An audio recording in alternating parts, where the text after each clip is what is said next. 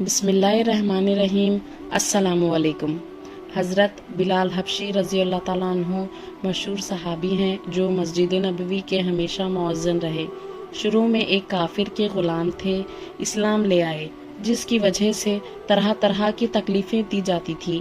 امیہ بن خلف جو مسلمانوں کا سخت دشمن تھا، ان کو سخت گرمی میں دوپہر کے وقت تپتی ہوئی ریت پر سیدھا لٹا کر ان کے سینے پر پتھر کی بڑی چٹان رکھ دیتا تھا تاکہ وہ حرکت نہ کر سکیں، اور کہتا تھا کہ یا اس حال میں مر جائیں اور زندگی چاہے تو اسلام سے ہٹ جائیں، مگر وہ اس حالت میں بھی احد احد کہتے تھے، یعنی معبود ایک ہی ہے۔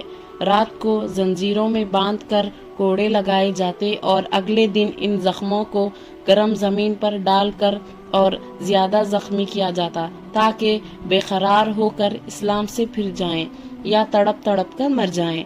عذاب دینے والے اکتا جاتے، کبھی ابو جہل کا نمبر آتا، کبھی امیہ بن خلف کا، کبھی اوروں کا، اور ہر شخص اس کی کوشش کرتا تاکہ تکلیف دینے میں زور ختم کر دے۔ حضرت ابو بکر صدیق رضی اللہ تعالیٰ عنہ نے اس حالت میں دیکھا تو ان کو خرید کر آزاد فرمایا۔ چونکہ عرب کے بت پرست اپنے بتوں کو بھی معبود کہتے تھے، اس لیے ان کے مقابلے میں اسلام کی تعلیم توحید کی تھی، جس کی وجہ سے حضرت بلال رضی اللہ تعالیٰ عنہ کی زبان پر ایک ورد تھا۔ ہم جھوٹی محبتوں میں دیکھتے ہیں کہ جس سے محبت ہو جاتی ہے اس کا نام لینے میں لطف آتا ہے، بے فائدہ اس کو رٹا جاتا ہے، تو اللہ کی محبت کا کیا کہنا جو دین اور دنیا میں دونوں جگہ کام آنے والی ہے۔ یہی وجہ ہے کہ حضرت بلال رضی اللہ تعالیٰ عنہ کو ہر طرح سے ستایا جاتا تھا، سخت سے سخت تکلیفیں پہنچائی جاتی تھی، مکہ کے لڑکوں کے حوالے کر دیا جاتا تاکہ وہ ان کو گلی کوچوں میں چکر دیتے پھریں، اور یہ تھے کہ ایک ہی ایک ہے کہ رٹ لگاتے تھے۔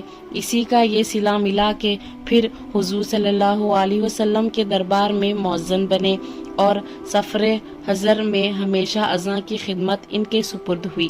حضور صلی اللہ علیہ وسلم کی وصال کے بعد مدینہ طیبہ میں رہنا اور حضور کی جگہ کو خالی دیکھنا مشکل ہو گیا، اسی لیے ارادہ کیا کہ اپنی زندگی کے یہ دن ہیں جہاں میں گزار دوں، اس لیے جہاد میں شرکت کی نیت سے چل دیے۔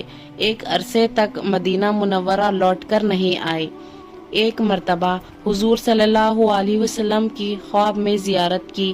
حضور صلی اللہ علیہ وسلم نے فرمایا، بلال یہ کیا ظلم ہے، ہمارے پاس کبھی نہیں آتے، تو آنکھ کھلنے پر مدینہ طیبہ حاضر ہوئے۔ حضرت حسن رضی اللہ تعالیٰ عنہ، حضرت حسین رضی اللہ تعالیٰ عنہ نے اذان کی فرمائش کی۔ لاڈلوں کی درخواست ایسی نہیں تھی کہ انکار کی گنجائش ہوتی۔ اذان کہنا شروع کی اور مدینہ میں حضور صلی اللہ علیہ وسلم کے زمانے کی اذان کانوں میں پڑھ کر کہرام مچ گیا۔ عورتیں تک روتی ہوئی گھر سے نکل پڑیں۔ چند روز قیام کے بعد واپس ہوئے اور 20 ہجری کے قریب مشق میں وصال ہوا۔ ایسے ہی اسلامک واقعات کے لیے صفوان اسلامک ورلڈ کو سبسکرائب کریں۔